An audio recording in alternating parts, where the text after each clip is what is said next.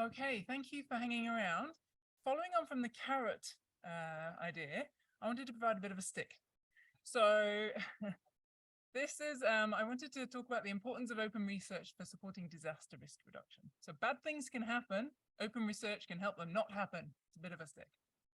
So what is disaster risk reduction to start with? It's basically trying to reduce the impact of hazards for loss of life, injury, destruction of infrastructure, buildings, and so forth.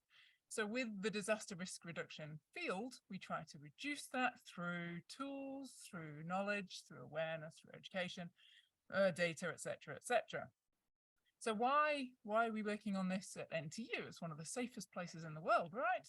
Well, if you actually look at the region that we sit in, Southeast Asia consistently ranks as one of the most hazardous and disastrous regions in the world. There are the most people exposed to the most disastrous hazards, the most lives lost, the most livelihoods lost. And so even though Singapore is relatively less impacted, it's not immune to any of the hazards that we see in Southeast Asia. So on this plot that we refer to a lot, we have the seismic and tsunami hazard in yellow, and red we have the typhoon and cyclone hazards in blue, volcanic hazard in pink, and sea level rise hazard in green. Singapore can be impacted by any one of those hazards, and it will be in the future. So aside from the fact that Singapore is exposed, we also travel to our region and we have a responsibility to ASEAN. So we are a community and we should be supporting our neighbors. So there's an importance to trying to reduce the risk for one of the most disastrous areas in the world, Southeast Asia. So this is my team.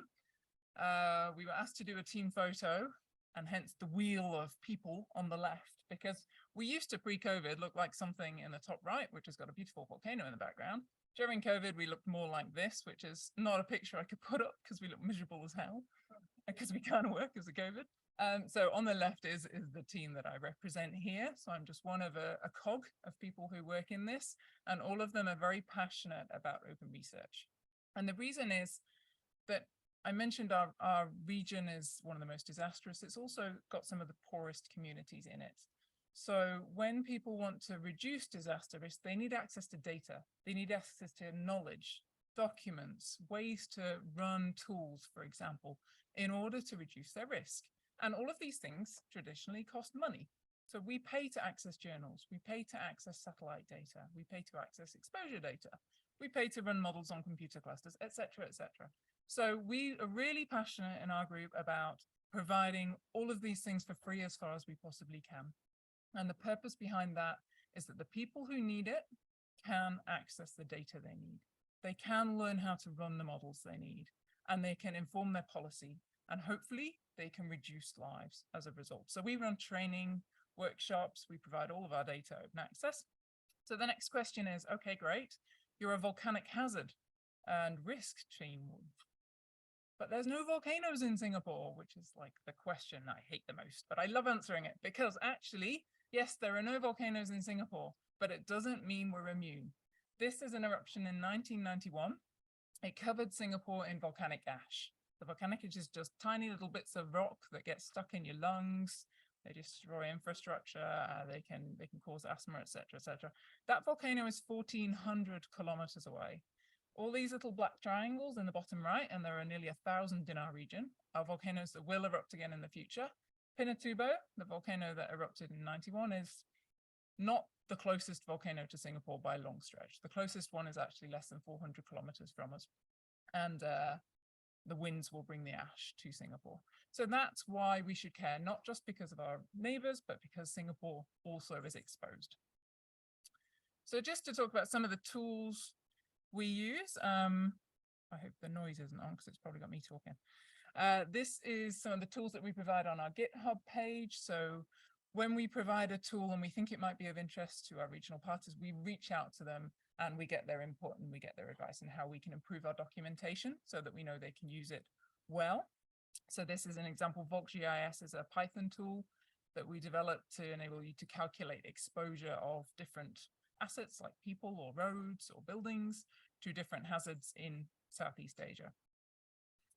The other thing we do, and the QR code takes you towards that, the other thing we do is that we provide documentation. So this is when I was saying people often look at tools and they're scary and they don't know how to run them, and it doesn't make sense because, you know, there's no documentation. So we provide really simple, easy to read documentation. And exactly like Susie was saying, I'm sick of repeating myself on how we run this tool. So it's not our tool, but we use it. And so therefore we write and we update and we keep up to date our information on how to run our tools. So this is just for the cluster at NTU, but we have them for community tools as well.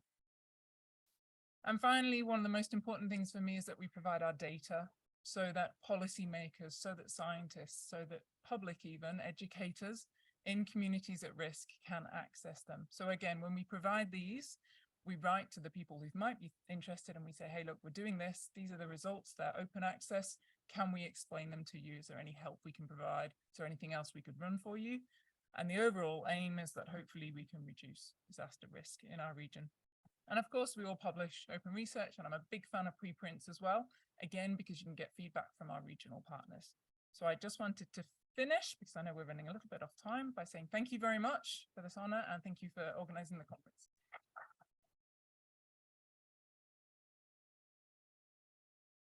Thank you very much, Susanna and Susie, for the very, very helpful and insightful sharing sessions.